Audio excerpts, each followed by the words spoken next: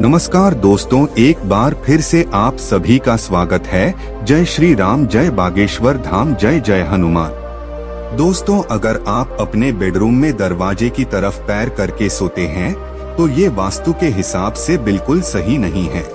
ऐसी मान्यता है कि ऐसा करने से लक्ष्मी आपके घर में नहीं आती है और जो आती भी है वो दरवाजे से ही लौट जाती है।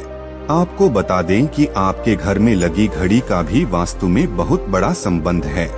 आपको तकिए यह सिर के नीचे में बेड के सामने वो पीछे घड़ी रखकर नहीं सोनी चाहिए। इससे इंसान का दिमाग नकारात्मक सोचता है और उसके पास कभी लक्ष्मी नहीं टिकती। इसी तरह आपका बेड भी आपके लिए वास्तु का एक उदाहरण पेश करता है। आपको बता दें कि वास्तु के अनुसार यह बहुत ही जरूरी है कि आप जिस बिस्तर पर सोते हैं उस पर बहुत ही साधारण रंग की चादर और तकिया हो। अत्यधिक गहरे चमकीले रंग वाली चादर व तकिए के कवर से भी लक्ष्मी नहीं टिकती है, इसीलिए इसका भी ध्यान रखना चाहिए। अगर आपकी बेड पर कोई भी इलेक्ट्रिक चीज है तो ये भी आपके वास्तु के हिसाब से ठीक नहीं है। आपको चाहिए कि सोते समय आप अपने पास किसी तरह का पंखा या कोई और चीज बेड पर रखकर ना सोए। ऐसा करने से आपके घर में लक्ष्मी नहीं आती। आपको बता दें कि आपके घर में जिन लोगों की मृत्यु हो जाती है हम अक्सर उनकी फोटो घर में लगाते हैं, लेकिन ध्यान रहे कि जिस कमरे में आप सोते हैं वहां पर मंदिर ना हो और ना ही बेडरूम में पूर्वजों की फोटो लगानी चाहिए। इसे शुभ माना जाता है। ऐसा करने से आपके घर में लक्ष्मी नहीं आती। वास्तु का एक पहलू ये भी है कि आपके बेडरूम में और आपके पूरे घर में इनसे एक जानवरों की तस्वीर नहीं होनी चाहिए और किसी युद्ध की तस्वीर भी ना लगाएं। ऐसा होने पर आपके घर में लक्ष्मी नहीं आती। ये वास्तु के अनुसार ठीक नहीं है। दोस्तों, शास्त्रों में कुछ ऐसी चीजों का वर्णन है जो पत्नी को अपने मायके से कभी नहीं लानी चाहिए, वरना ये पति की बर्बादी का कारण बन सकती है। हो सकता है पति कंगाल। बेटियों के लिए हर माँ बाप का सपना होता है कि उन्हें एक अच्छा ससुराल और प्यार करने वाला पति मिले।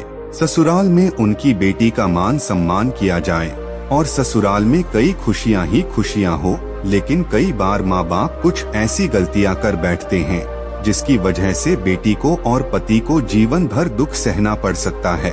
बेटी को दी गई कुछ चीजों के कारण उसके जीवन में खुशियों के बजाय दुखाने लगते हैं। बेटियां बहुत ही नाजों से अपने माता पिता के घर में बड़ी होती हैं और उसी घर से शादी के बाद विदा होकर अपने ससुराल जाती हैं। जब बेटियां मायके से ससुराल जाती हैं तो हमारे भारतीय परंपरा में माता पिता अपनी बेटी की खुशी के लिए उसे हर वह चीज शादी के बाद प्रदान करते हैं जिन चीजों की जरूरत रोजमर्रा की जिंदगी में उनकी बेटी को जरूरत पड़ती है। लेकिन क्या आप जानते हैं कि बेटियों को शादी के बाद कौन सी चीजें अपने मायके से ससुराल लेकर कभी नहीं जाना चाहिए?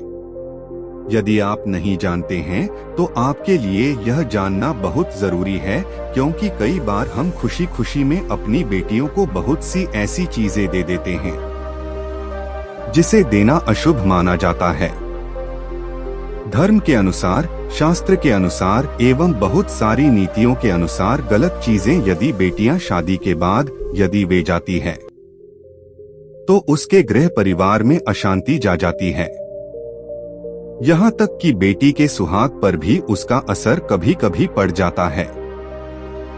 आखिर क्या है वह चीजें जिसे बेटियों को कभी भी शादी के बाद मायके से नहीं ले जाना चाहिए? आइए जानते हैं कि बेटी को कौन सी चीजें गलती से भी नहीं देनी चाहिए। बेटी को कभी भी मिर्च ना दें, इससे उसके शादीशुदा जीवन में कड़वाहट फैल सकती है। ऐसा माना जाता है कि बेटियों के साथ मिर्च रखेंगे तो उसके और उसके पति के रिश्तों में तकरार होती है। बेटी को फल या सूखे मेवे दे सकते हैं, ये शुभ माना जाता है। कुछ लोग बेटी को गृहस्थी के लिए चूल्हा देते हैं, ऐसा कभी ना करें। चूल्हा देने से माना जाता है कि वे अपने परिवार में अपना चूल्हा अलग कर लें। चूल्हे की बजाय आप भी नर्स या एट या फिर अन्य घर गृहस्थी से जुड़ी दूसरी चीजें दे सकते हैं। बेटी को भूलकर भी देश धार वाली चीजें ना दे, इसका मतलब होता है कि आप उसके रिश्तों में घुलने मिलने से रोक रहे हैं। आप अपनी बेटी को मीठी चीजें दे सकते हैं। इसके अलावा बेटी को भूलकर भी अचार ना दे देने से उसके रिश्तों में खटास आ जाती है, जबकि आप खाने पीने की बाकी चीजें दे सकती है। दोस्तों, अगर किसी पति को लगता है कि आपको आपके मायके से वो सामान नहीं मिलता है जिसके आप हकदार हैं और अब वही मान सम्मान पाना चाहते हैं, ये अगर महिलाओं को अगर किसी पत्नी को लगता है कि आपके पति की इज्जत आपके घर वाले नहीं करते हैं, तो आप ये बेहद सरल उपाय कर सकते हैं। कुछ ही दिन में आपको इसका असर देखने को मिलेगा। आपके पति को वो मान सम्मान आपके मायके में मिलेगा जिसके वो हकदार हैं। हर कोई चाहता है कि समाज में सभी लोग उसका आदर करें और उसे मान सम्मान मिले। कई बार ऐसा होता है कि नेगेटिव एनर्जी व्यक्ति को उचित मान सम्मान नहीं मिलता है। वहीं ज्योतिष में कुछ ऐसे उपाय बताए गए हैं जिनके कारण व्यक्ति को मान सम्मान, धन और नौकरी आदि सभी समस्याएं खत्म हो जाती है। साथ ही काफी लोग आपका आधार भी करने लगते हैं। तो आइए जानते हैं कुछ ऐसे उपायों के बारे में। यदि आप चाहते हैं कि समाज में और आपके ससुराल में आपको मान सम्मान मिले, तो आपको रात को सोते समय एक तांबे के बर्तन में पानी रखकर सोना है और उस बर्तन में आपको सोने या चांदी का कोई सिक्का या आभूषण भी डाल देना है और सुबह उठकर सबसे पहले बिना कुल्ला किए उस जल को पी जाना है। ऐसा करने से व्यक्ति को उचित मान सम्मान की प्राप्ति होने लगती है। साथ ही इस उपाय से जितना भी तनाव आपके जीवन में है वे भी समाप्त हो जाता है। आपके दिमाग में या आपके मन में कोई भी तनाव हो वो सब समाप्त हो जाएगा। रात को सोते समय अपने पलंग के नीचे एक बर्तन में थोड़ा सा पानी रखें और सुबह वे पानी घर के बाहर फेंक दें। ऐसा करने से वाद विवाद या कोई व्यक्ति आपके ऊपर मिथ्या आरोप लगाता है तो वे भी सिद्ध नहीं होता। इस उपाय को करने से आपको सभी प्रकार के वाद विवाद से सुरक्षा मिलती है। इससे आपके ऊपर जितनी भी नकारात्मकता है या अगर घर में नकारात्मकता है वो सब इस पानी के द्वारा घर से बाहर निकल जाएगी। रोजाना ये उपाय करें तो कुछ ही दिनों में आपको इसका असर दिखने लगेगा।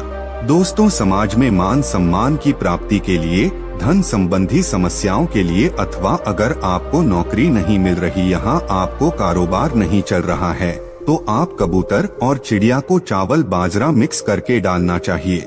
वही आपको बाजरा शुक्रवार के दिन खरीदना है और शनिवार से यह प्रक्रिया शुरू करनी है।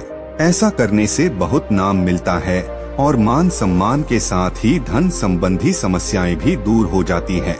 यदि आपको नौकरी नहीं मिल रही है तो आपको नौकरी भी मिल जाती है।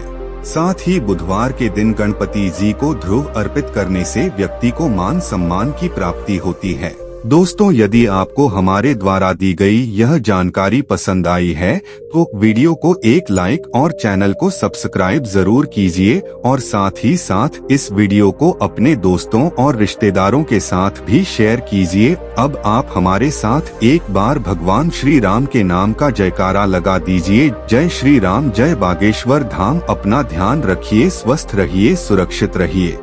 आपसे पुनः भेंट होगी इसी प्रकार की जानकारी के साथ। जय श्री राम।